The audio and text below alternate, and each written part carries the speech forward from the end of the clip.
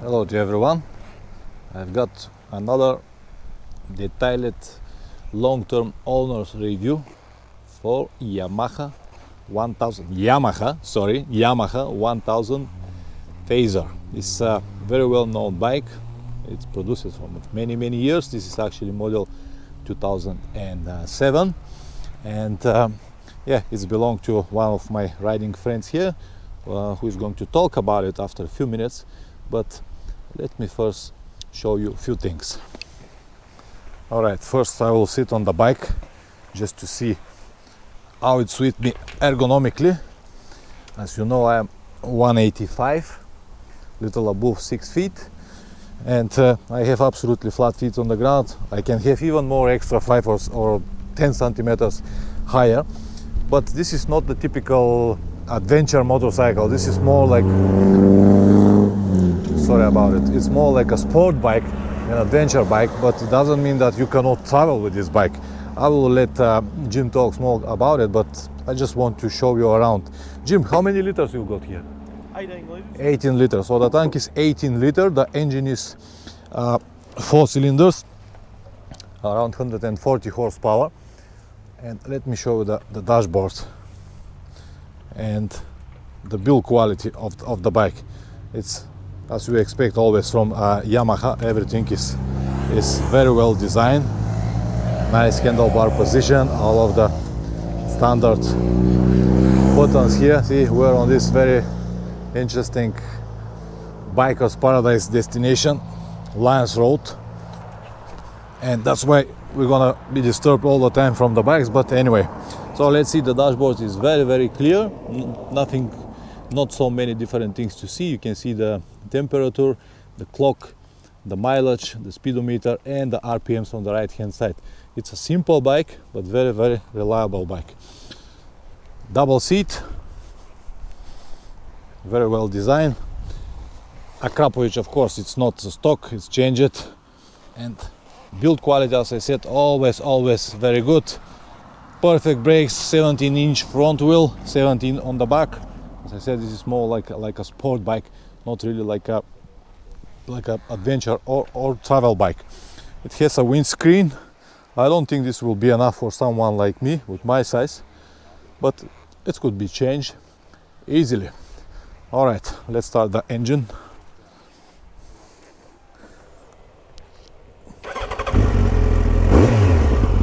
Of course, now this Akrapovic sounds like a real sport bike.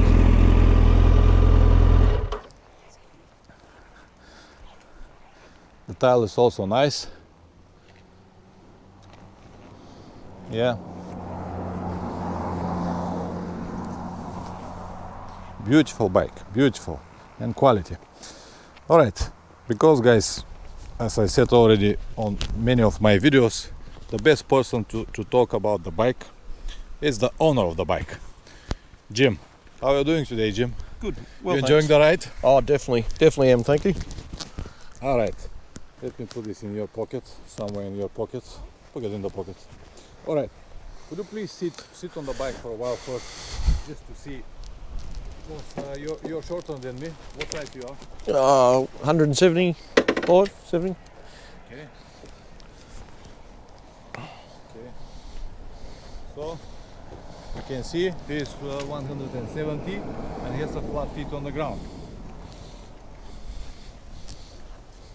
All right, I'm gonna ask you the first question. The first reason why you decided to buy this bike. I previously had the 600 version of this, and I wanted something a little bit more powerful. I like the style, the exposed engine, yet partial wind protection. So it just seems the right combination. A sports motor in a fairly standard type bike, relatively upright seating position, without it, while you still have the rev of the engine. So just seemed like a good combination. Do you think that this bike is comfortable for a long trips? I've done 2 trips on it since I've had it. I've only had it 3 years. I've done a 4,000 kilometres in a week from from Brisbane to Cairns, and I've also done 5,000 kilometres in a week down to the Canberra and the snowfields down there. So it's more than capable of doing long distances. The seat could be more comfortable, but I think that's always a compromise there. Did you have any problems with the shoulders or pressure on the shoulders because you're a little bit bended up? No, not at all. It's the right leaning forward without being too far.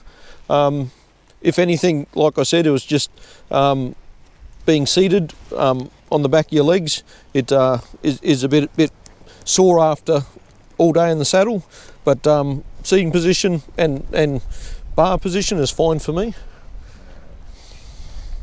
Any problems or issues with reliability? I bought this bike with 20,000 Ks on it. It came with all the modifications you see. I've changed the oil in that time, every 5,000 Ks, and that's all I've done to it for 30,000 Ks. So my last bike, FZ6, I did 80,000 Ks on it, and I only ever changed the oil.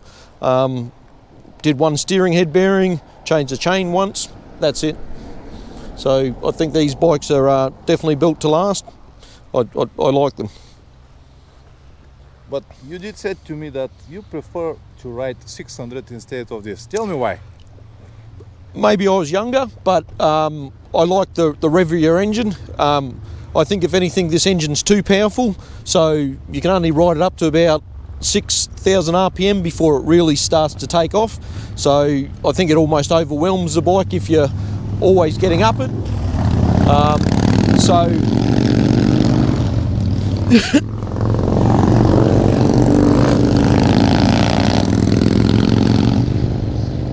What a place, huh? Yes.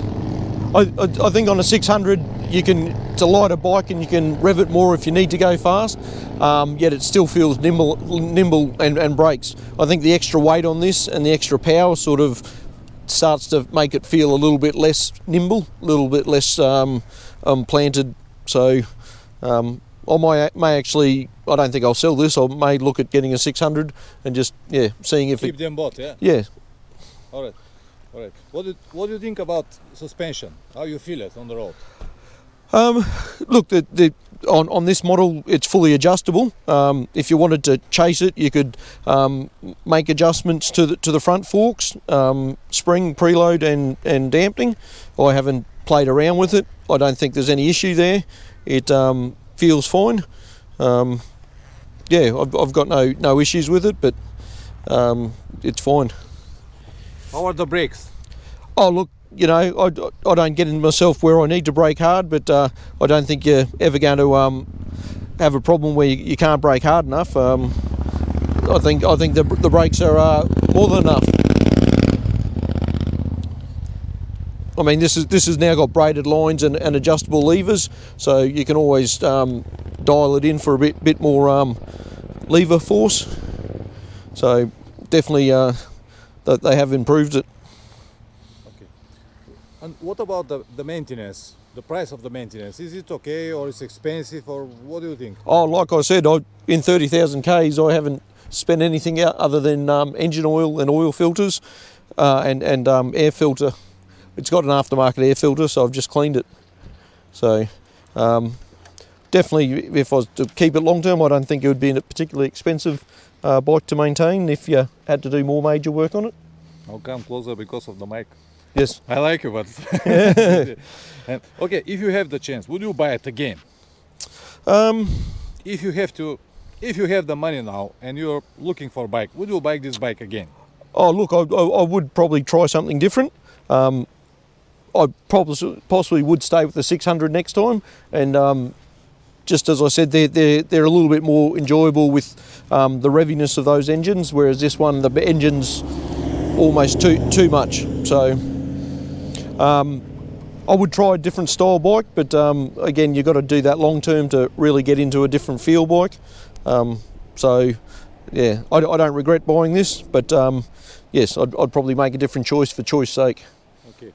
And do you think that this bike is okay for a newbie rider, someone who just started now? for commuting or for traveling? What you will suggest? Oh, if they've got self-control, there's nothing wrong with it.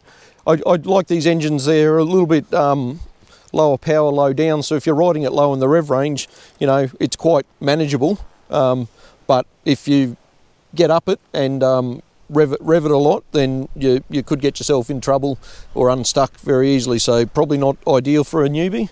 But yeah, it depends on the person. Thank you very much, Jim. Thank you very much. It was very informative. If anyone got any questions, you can link it in the description down below. I'll see if I can get any contacts of Jim. So if you want to ask him, just ask him, because I'm not the person who is actually capable to talk about the bike. I hope this information will be useful for someone, and don't forget to subscribe. See you next time. Ciao.